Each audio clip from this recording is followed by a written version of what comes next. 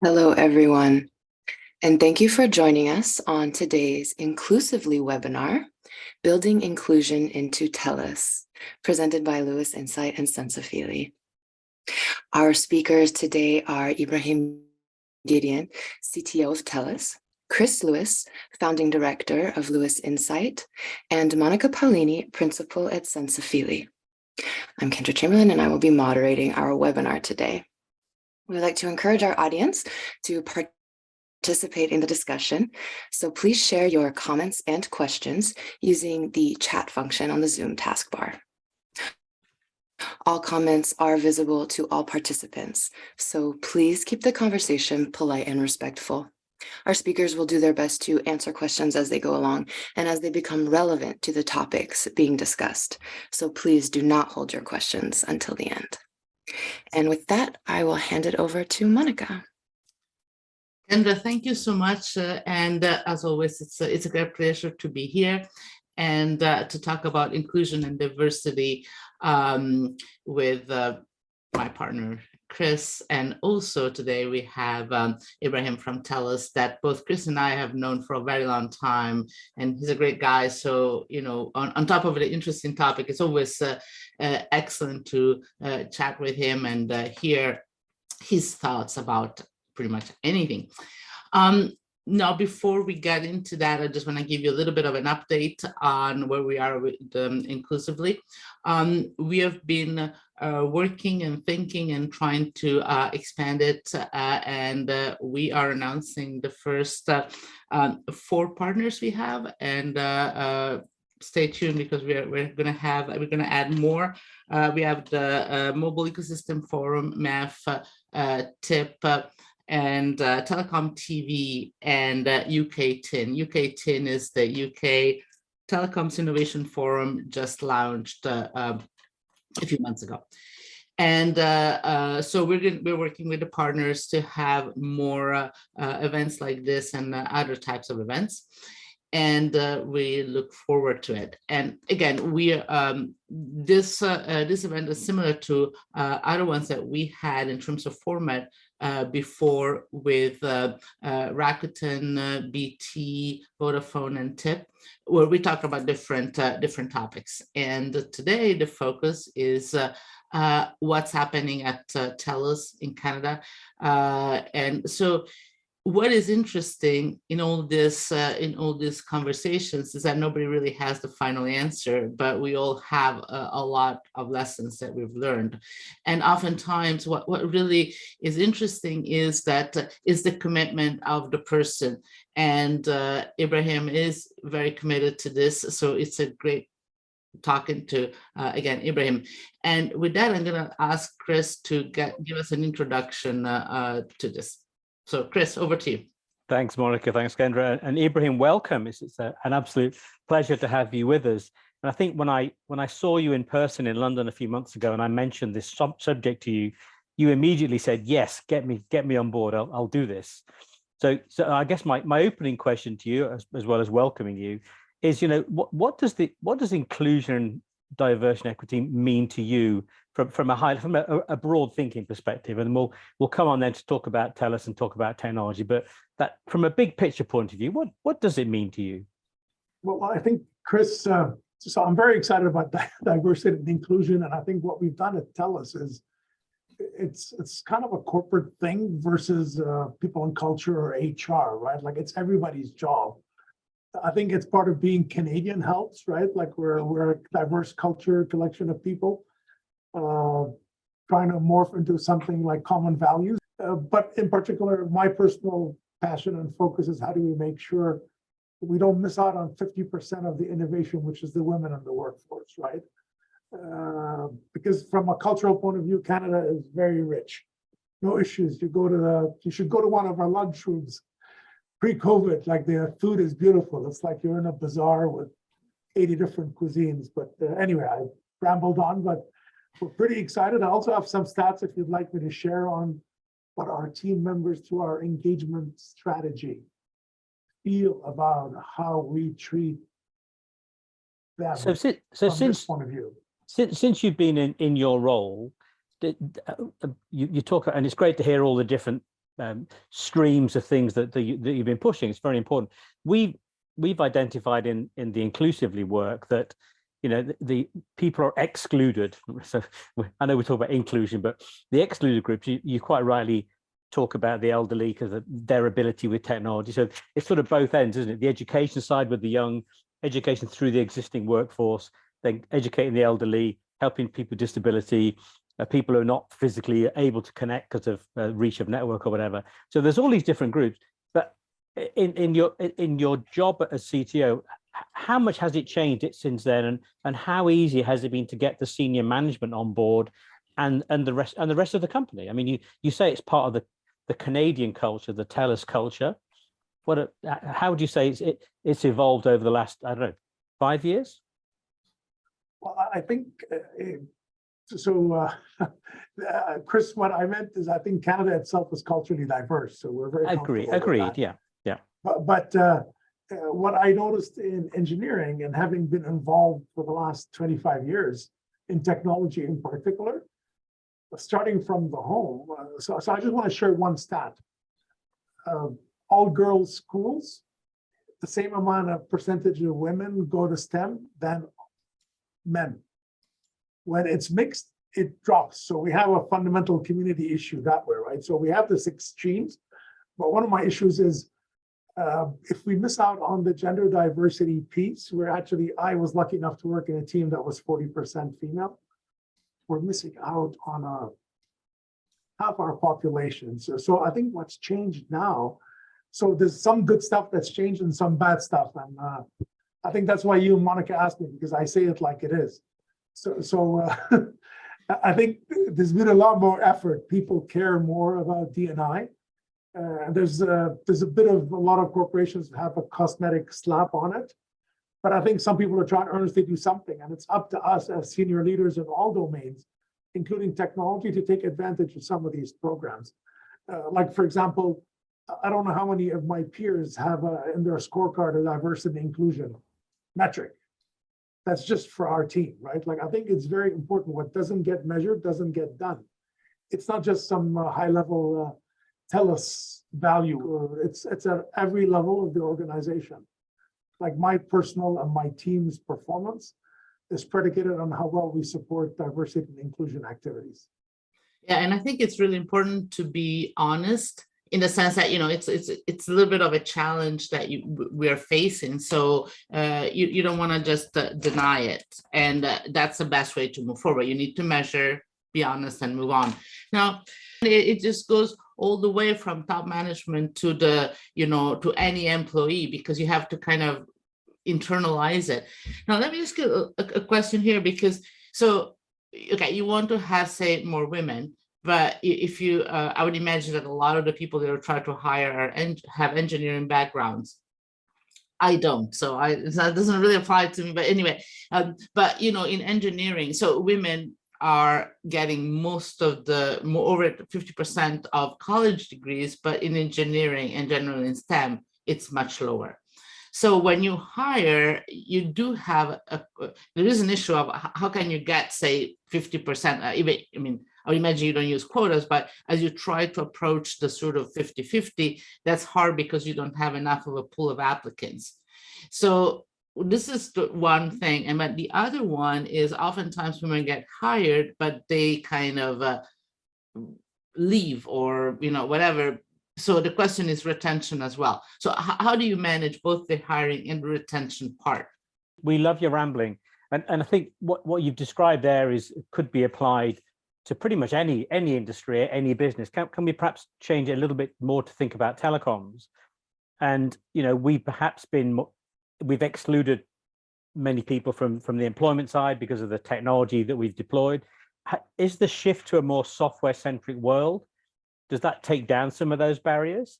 And then, so think about the internal employment, and then secondly, the way in which we deal with our customers. So deal with the employment bit first. Does a more software-centric environment open up more opportunities for both for women and for disabled and all those people?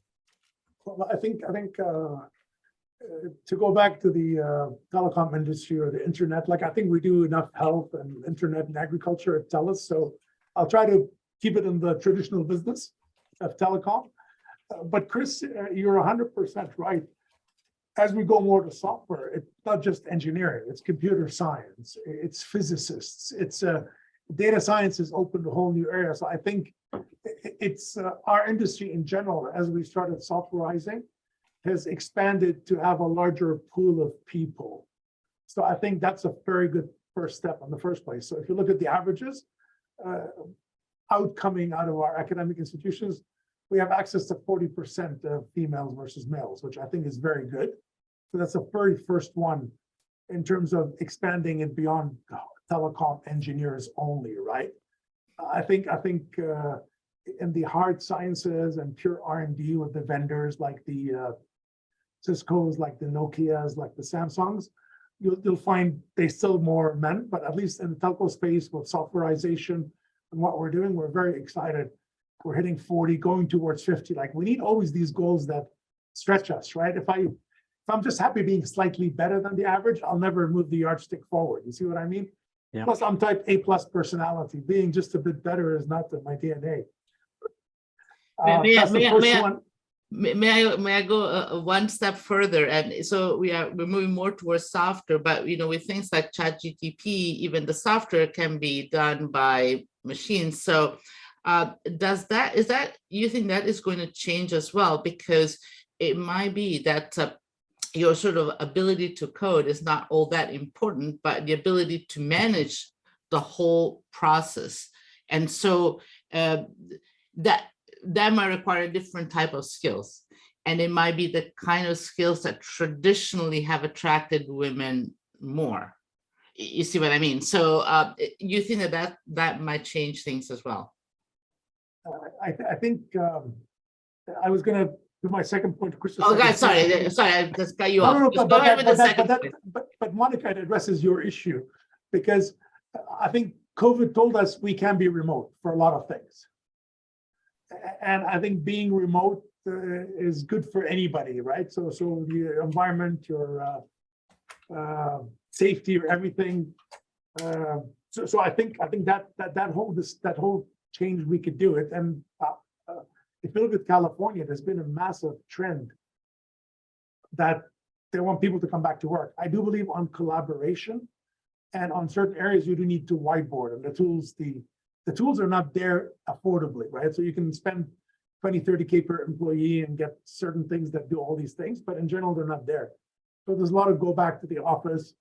Like I'm from my office now because I find if I'm at home, and I have a fantastic office at home, but I end up with 100 steps the whole day. So I'm so excited going to my office so I can park my car, go grab a coffee. I might get 2,000 steps without having to exercise. So, but I think it's such an important element because it actually enables people to gear their life around their needs. So you have to add that as a plus, right? When you're talking about any kind of diversity, be it disabilities, be it age, be it cultural, be it gender, be it something as basic as food. Like we don't talk about somebody's diabetic and to keep their weight, they need certain food, which is not really available in restaurants, something they can do at home. So I think, Monica, that's such an amazing thing that happened. But I do believe camaraderie is lost. Like I'm very blunt, like Chris knows me very well. Like the old days where you got to know people, go to their homes, they know you. But we need to find ways to make that up, to stay, I think, on top of things, because that's actually missing. When I get to know you and I get to know Chris more, yeah. That bond is so much better as you start working and doing stuff. I think the point really is that as we automate much more inside the engine room of the telco, then that will change the roles, change the jobs that people do. And perhaps I think you're right, Monica. I think it will move away from the pure data science physicist towards more marketing, more soft sciences, if you like, in terms of the way. As long as the tools. If you look at I realize I didn't answer your question. If you look at the labor force that we're going to hire, and God forgive me if I'm misspeaking, I think the actual engineering generalists are going to disappear over time as they are. So you're going to have more drivers that don't need to understand how the engines are actually working as we find out how we do the proper privacy and security and governance for Gen AI. And then your pool of resources are going to evolve to highly specialized SMEs plus more generalists, and that opens up more of the domain of being good leaders, a technical empathy versus being the actual technology. I don't think everybody needs to understand how the engine's built, but we'll have less people that need to be able to fix the motor is where we're heading from that point of view. But I think you're also right around you mentioned with AI and machine learning and building in the bias that's always been in the system, that we've got to be very careful with it. But can I move on a little bit to think about the way telcos build their services and offer them, and the way we interact with the customer base. There's a massive customer base, which is incredibly diverse, as we know, but to that point about being excluded. And I as you mentioned, been someone with a vision problem. I've been using screen readers on laptops and mobile phones for a very long time. But actually designing the interface so that everybody, whether it's my 90-year-old mother or my younger brother who's also blind but hates technology, so designing the interface so it works easily, and making sure that applications and websites are designed in such a way that because we've tended to design it around a sort of a messy technology way, haven't we? So how do you see that from your point of view? The way people use the service, the way we as telcos interact with the customer base, the contact centers, all those things. And I guess that sort of going back, this is actually maybe connected to sort of the diversity, and gender is only obviously one dimension of diversity, that once you have a more diverse workforce, everybody's contributing in a different way. And so you might be sort of naturally be moving towards, say, interfaces and systems and processes that are more inclusive because the people are more diversity. So diversity and inclusion might just work hand in hand to enhance. Monica, one of the reasons we have our TELUS groups is how do we design the jobs to be friendly or supportive of disabilities, right? Versus saying, this is what the friggin' job is. How do we actually design it so it's actually inclusive, right? So inclusivity by design is not just for the services to sell customers that, cool, we want to make money. But it's also, we need to design the internal jobs to think of these things, or else the default, like human nature, I'm going to go for 90%. Like, wouldn't you? So how do we work our systems and our processes where we design roles to make sure that that 10% is taken care of? And that's where that comes in, that thinking, the TELUS streams. We don't publicize this. Like we're we've got the diversity awards and all these kind of things. Well, let me ask you, but how do you do this? Because, okay, that's a good, it's a good intention, but you have a bunch of people that are senior, they've been doing their job for a long time, they're expert, have all the expertise, they have all the tools to build things that are more inclusive. But you can just tell them be more inclusive, but that might be not enough. So you might need to either retrain them or give them some guidance. So how do you sort of help that process? Ibrahim, you're on mute.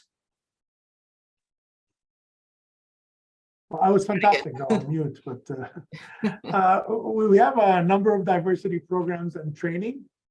I mean, I can share a link with, I think Daniel shared a link on the webinar chat about what TELUS does, but also for my own leadership team and all the management folks, we have a certain diversity training that we undertake that we're gonna, and courses we recommend. Some stuff we mandate, but I think it's very important to keep on that, as you said, working it, right? And then the teams do make a bunch of recommendations that are reviewed at senior levels to see implementing them, what that means, right, Monica? So that's why I think it goes back to when I started. It's not a one-person job. It's something the organization has to undertake, and it can't solve all problems, but we got to find ways to show sustained and improved progress. I'm going to take you back to my customer experience question, because as a blind user, the frustration I encounter going through websites, going through the mobile apps of the different players is enormous. and I also ended up working on behalf of my mother to do her. How do you see that the omni-channel, the changes in the channels of interaction? Because a lot of the industry dialogue and narrative is, oh, it's digital first, it's mobile first, but it's never put as being human first. And aren't they the customers? Shouldn't we think of it more in human terms and human preferences? And how far are we away from actually having something which will be my preference, so mainly audio channel, or a hearing impaired person, maybe more visual channel? Are we a long way from doing that, or is that just a bit of tweaking of the technology? So it's such a big topic. So we actually stopped calling it digital first or mobile first. We actually 4 years ago called it the humanized digital experience. Good. Because we thought it's something for technologies to put in an area which is empathetic to the end users, versus that they're so happy. I built the mobile app first, and I built the web app, and it actually forces a complete different thinking on the software stack, to go technical here on this one. And then you have many facets to make it be audio only, right? But once you've done the groundwork, but if you do it in a certain way, so one of the reasons we joined the TMF ODA Alliance is not so much to get a brand, but we gotta design these things that can adapt and port to any way we want. And I know I'm speaking generalities, but technically, Chris, then it becomes cheaper to provide it, or more affordable. You see what I mean? Which is the key. Like there's all these audio machine language interactions, right? Like, so with the right architecture, I can use anybody, Alexa, Siri, Hey Google. If you're building it as telco digital first or whatnot, you're not thinking of leveraging all the tools that somebody with a disability would need. And I think that's critical, right? Yeah, and this is, I guess this is something that we see again and again, that if you have a more inclusive approach, you not only get the excluded people to join, but you also make your life easier. And in a sense that you kind of get rid of some things that maybe you don't need to. You kind of reduce the clutter, you simplify things. And so back to your point, you might get to a point where we are focusing on the important stuff, which is what is that we are communicating and how to make it more efficient. So I think that, and I don't know whether you've seen it, but this is what we hear all the time. And I think it's really important, because it just leads us to have better processes and better design principles, regardless of the specific focus on a specific type of disability. And I think that's the key thing, right? Like, how do we build technologies, for the lack of a better word, that can adapt? Because it's so easy to say, oh, well, that's how it works. I got 90% of the population. Screw you guys. It's too expensive. I think if we actually care, and Chris has gone from DNI internally to DNI with our clients, how do I make sure that actually I build it so I can adapt it, right? Versus it's not adaptable, right? Like and I think that's the key thing, right? Like, if you look at some of the beauties of what Android did as an ecosystem, by opening it up, most applications for the disabled are through Android. Because you can actually access the OS and make changes and get the alerts. And one of the things is we have 1,000+ partners at TELUS that onboard the services, right? So I think you got to be API based. So all these things impact technology. So not that DNI drives it, but DNI aware as we build technology is critical. But actually, Ibrahim, what is interesting, I split my loyalty between my Windows laptop with accessibility and my iPhone. Actually, the iPhone has been the benchmark for accessibility for me. And I agree, I can't play with a lot of the parameters, but it's so well embedded in the operating system that pretty much most apps conform to it, and I can almost run my business off my iPhone without being able to see a screen. So and ironically, Apple got into it because they wanted to get in the education market in the US, and they were told they had to be accessible. So I think it is more adaptable in the Android community, but it's certainly well present within the Apple community. And Microsoft is doing a lot within Windows to develop its own thing. I just, in my left ear, I just heard a comment about your relay service for the hard of hearing and deafblind. It's a great example of something which was developed for a particular condition, disability, obviously at some expense to you and obviously other telcos around the world. And I think this is where I see a real win for everybody here, is that we used to design it for one area and it was kept in isolation. I used to use an unbelievably expensive OCR reading machine at university, which cost $100,000, which is now a £7 app on my phone. And the point being that if we design it in isolation and there's no link between all the other potential assistive technologies in there, and not just assistive, you might find that people prefer to use, text. And we talk about captioning a lot in the media world. Some people prefer to watch the captions rather than listen to the dialogue, because they find it easier to follow the language, for example. So I think there is an interesting design element here, which we've certainly never had because it was always designed around different disabilities and the charitable sectors did a lot to do it. So I think the opportunity to build it into the operating system, whether it's Android, Apple, or iOS or Windows, to have it there native when we start using apps is incredibly powerful. And I've mentioned this before, but I'll repeat it for this audience. That I've found that I've been losing a little bit of hearing in my right ear, so I've started using hearing aids. What I find is that I want to manage that hearing aid from my iPhone with their app, but there's a conflict between managing that hearing aid and giving me the voiceover speech output that I need because I can't see, because it's been designed in isolation. So I think you mentioned. I was going to mention it because they never thought you'd need audio to run an audio app, which is that's the area where you're talking about it, which is 100% right. I can see the contention. Yeah, and also one of the things we're going to do in a future episode, we're going to get the people who do design from an academic and a graphic design and product design point of view, because we design these products with a central market in mind and not with all the use cases in mind. And that it's really important that everybody gets involved in this or on this mission. And the great thing is everybody can do something about it, because you think about your day job and what you do, you suddenly become much more aware of it. Now I'm rambling. Go on, Monica. No, I think that this is important, and I guess that I would say, there is work not just on Apple. You use Apple, but Android.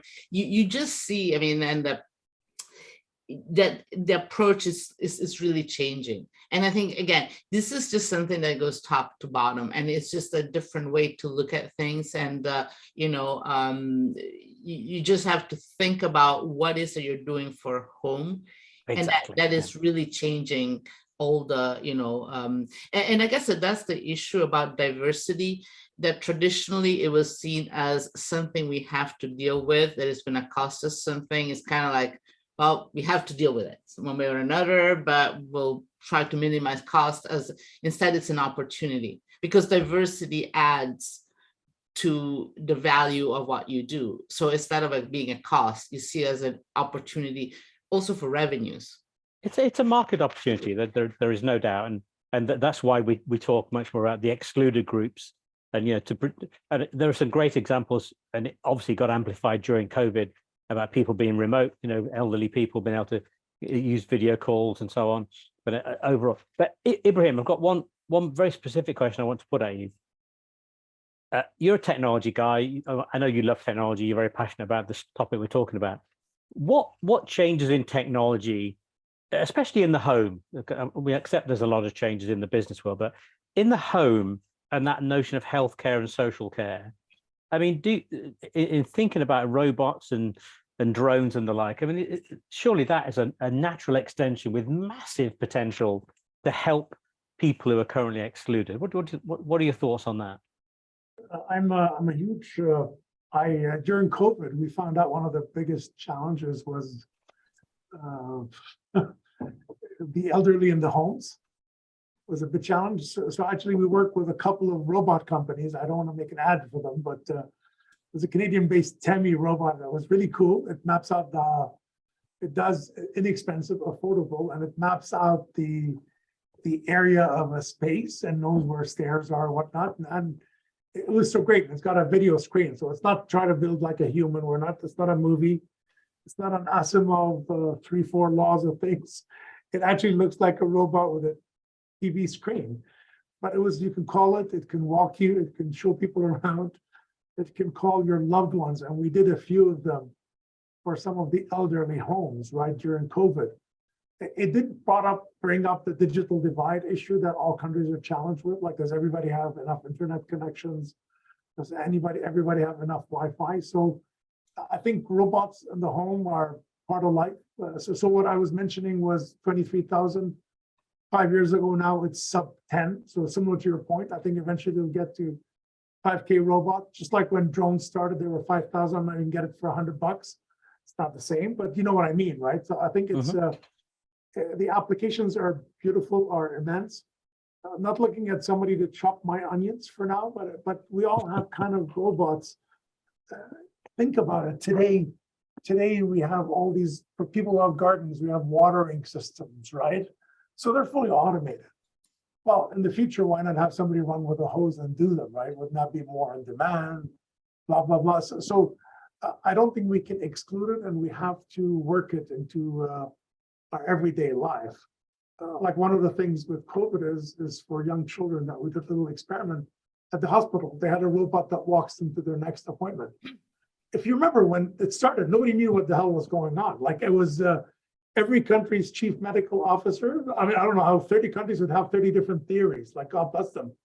Like, if we troubleshoot it like that, we'd have outages for a whole year on the same network element. But effectively, everybody was scared of everything. And it was such a great thing to have audio, video assisted people walking you around a hospital or a clinic, right? So if it's democratized, it'll come to the home.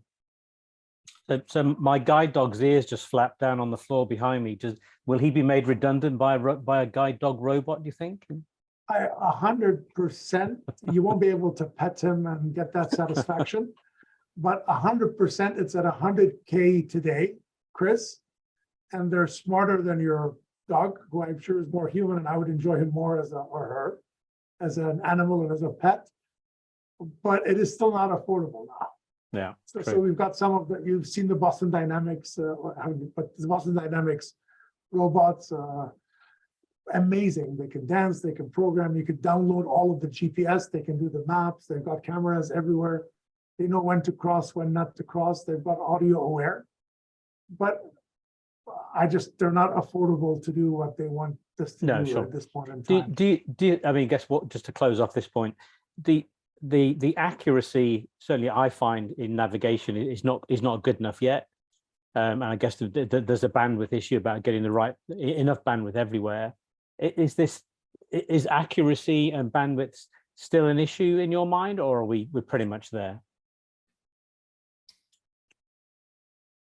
I think it's very much there for certain applications. I think if you look at navigation, when you're camera aided, Chris, I think, and you're able to analyze, it's there, right? Like, so we are working with a few systems to go down to the centimeter range, which I think is very critical for these applications.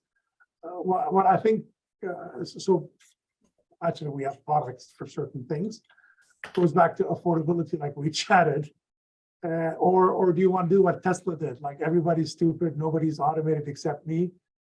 Half the cost of the car is sensors, right? Like, which again would defeat the purpose of democratizing. But I do believe you need to do multiple things, right? Because actually, I know we don't include them in our classical discussion on DNI, but people without the access to the internet should be included in that category. Yeah. So that's one area that you talked about that I agree with in terms of having everybody, and we've got a whole bunch of programs at TELUS for data for good, connecting people, whether through finance or whether through in remote areas. But I think that's one.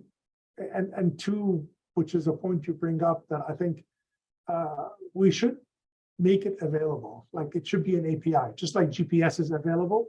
We should, as a global telco industry, or as working with our competitors and our partners, we should work them together to say, okay, you know what, that API, it's not 50 cents because I'm selling it to the Canadian military or the US military today.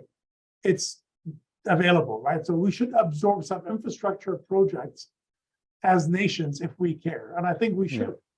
I think you're right. Like nobody will carry the freight. Like there's 5-6 telcos.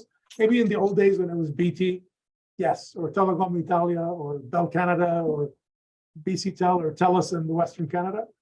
But now that you've got 4 or 5 competitors, I think we either need the governments to step up and have ambitious projects that address D&I. I tell you what will be interesting to keep an eye on, and we'll try and get some input on this in future inclusively, is I was talking with Google and Vodafone like a couple of weeks ago, and they're developing between them unbelievably cheap smartphones, because one of the problems is getting a smartphone in people's hands. And then you think of the ARPU and the price points in the Indian market, so we may well get a bit of leakage from those markets into the so-called more mature markets with cheaper devices, lowering the entry point and giving people access. But you're right. There's so many cultural, technical, organizational issues that are running through this discussion, which is why we find it so fascinating. And if I might add, the sort of digital divide sometimes is like, are you connected or not? But even if you are connected, you might have an issue, as per se, the device is too expensive. But also there is a sort of a cultural, social, economic, cultural dimension to it. So I know some people that are in the right, they're perfectly connected, and yet, like even the concept of making a Zoom call for us is second nature. We know how to do a Zoom call. Some people just have trouble doing it. So, and I guess that's not sort of intentional, obviously, on anybody's part, but that's something else that we need to do. I have a sort of even more specific question, which is, so we talked about the accuracy. So as we go to 5G advanced and 6G, sorry, I have to mention that, but the sensing capabilities are going to increase. Is that going to be, that seems to me really important in terms of a lot of the applications you mentioned. So the technology itself is going to help us. It's not just us trying to do better. We will have better tools as well. I think the tooling would be better, but I want to re-emphasize 2 things, Monica. One, you got to build it for that tooling to take advantage, because most of us used 5G for 4G, which was used for 3G, which was used for 2G. So I think to take advantage of it, that's why I talk about it to humanize. When I smiled when Chris says it's a digital or mobile first, I said it's humanized digital experience. I think if you build it empathetically, and that onus is on every CTO and CIO, like how do I build the right architectures to take advantage of it? You're bang on, you're right. Or else, honestly, if we're trying to dovetail it into how GSM work, it won't really work that well, right? Like we're going to build a stack so heavy, it won't work. Yeah. So what about the metaverse? And I mean, metaverse in a wide area, in a wide sense, so that, sort of to have more, experiences, a different type of relationship with the technology, not just the metaverse, whatever that is, we don't really know. Is that going to change things?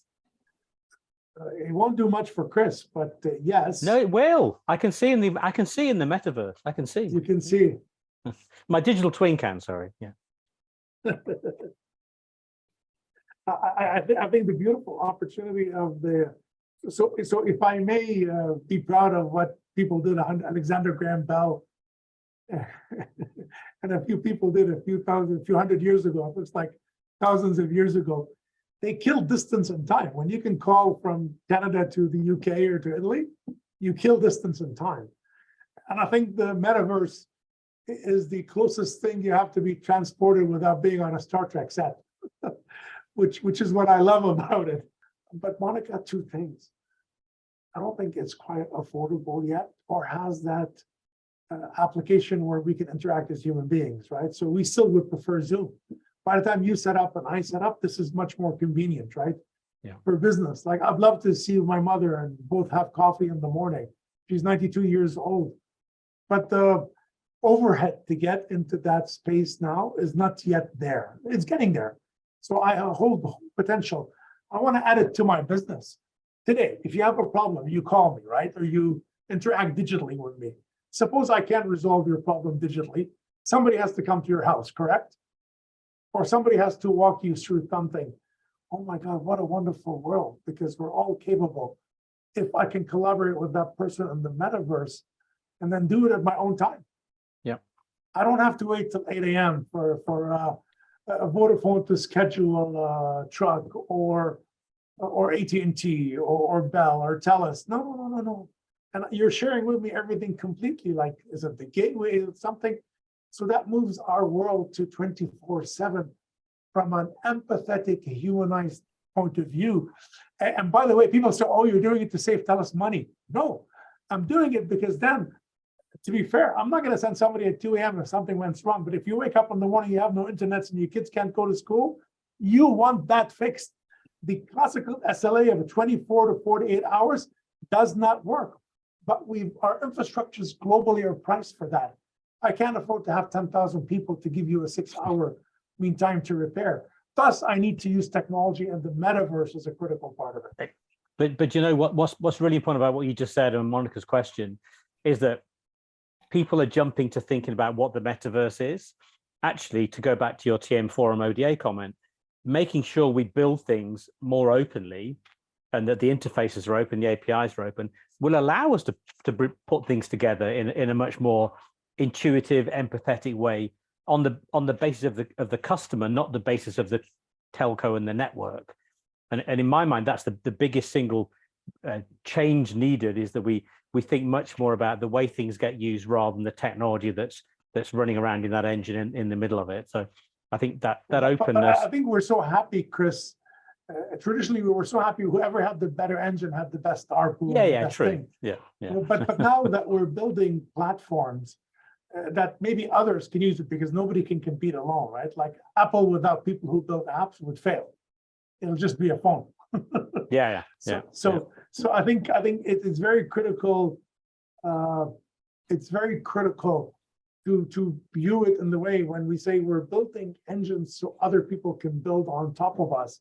But it's a huge cultural shift, because we're so used to the service is a phone, the service is voicemail. No, I'm building a package and an ecosystem where somebody would buy into is where we're going. Plus, yes, I'm consuming minutes and bytes, frankly.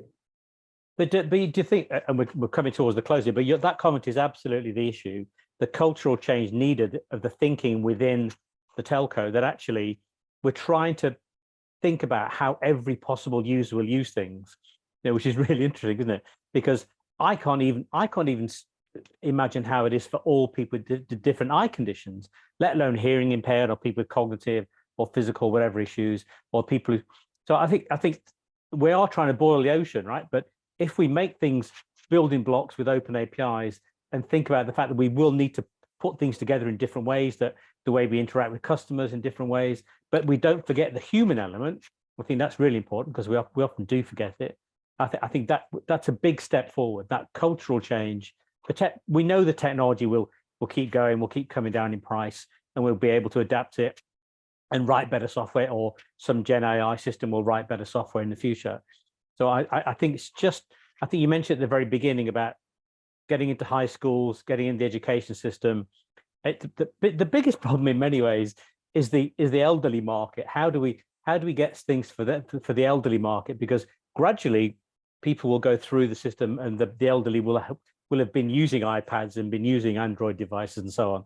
But it's addressing that aging population today that I think is in many ways the biggest challenge. And but just in terms of numbers, because it's just like the number of elderly people that are old is growing. But I think that another issue here that is important is the question of openness. So you mentioned APIs, but if you kind of step a little bit further out, it's the whole telecoms ecosystem that is becoming more open. And you go from Open RAN, which Chris is kind of a little bit more skeptical about, but if you start thinking about the fact that the network is not this kind of monolithic thing, that you have more flexibility in how you put things together. So API clearly is important, but it's sort of part of a bigger trend towards making sure that the network does what you need to do for you. And But really, it's I'm going to cut across you, because when I think about the API thing, I'm thinking much more about other players in the ecosystem who will reach in and take the services and roll them up, rather than just the network per se. So I think so. In Ibrahim's robot social care healthcare robot, that's we've got to work much more openly with other parties who are in, and telecoms communications becomes embedded in everything. And I think that's the difference, is we now need to listen to voices outside of the telecom industry. And I think what we're saying 100%. here is you've got to listen to the voices of all the different customers and all the trillions of permutations about how we use services. Anyway, Monica, should we give that's exactly to your point. Is like, if you have, say, a virtualized network, it doesn't address necessarily that kind of thing, but allows you to have more partners coming in. So that's what I'm saying. It's like, it kind of everything sort of percolates, that if everything is more open, you have all those kind of things that are easier to plug in. To Ibrahim's point, as long as it's affordable and manageable, then it'll fit, and it fits within the system. We're close to time. Do you want to wrap it up, Monica, and give Ibrahim the last word? I think Ibrahim was trying to say something. I don't want to put you on the spot, but I do. No, I mean, my view is we're agreeing. And I think one of the things that you learn more so Canada is the second largest by geography, but we're a very small country, 40 million people. And we have a third of the market, like it's equally split between three major national players. You learn you cannot do it alone, Monica, right? And then when for us, 100,000 people is a big population, which is a suburb of a major city around the world, you start thinking of bridging the digital divide in telecom, and you can't build for everyone, right? So I think it's critical that we're open intelligently. Like, we don't want to be plumbers, but we have to be open intelligently. And then here's where I disagree with you. We need to invest in D&I. So it's not just be open from an internet point of view and letting the app guys ride on top of us. What are we doing to make that app person feel as an ecosystem, cheaper to adapt, cheaper to go in? Because if we treat it like everything else, that's what's failing so far. Because not everything is the same friggin' thing, right? Yeah, absolutely. I think that our time is up. We want to make sure that everybody goes with the rest of their lives. So thank you, Ibrahim, and also thanks to all the people in the audience. And if you're interested in partnering with us or doing things with us, we always love to hear from you. And Kendra, over to you. Okay, great. Thank you so much to our speakers for that great conversation. And thanks to our audience for those comments and questions as well. This will conclude our Inclusively webinar for today. A on-demand version of today's webinar will be made available soon, and that will be available at the senseofhealy.com website. Thanks again to everyone, and we look forward to seeing you at future events. Thanks, everyone. Great job. Thanks, Ibrahim. Thanks, Monica. Thanks. Bye-bye.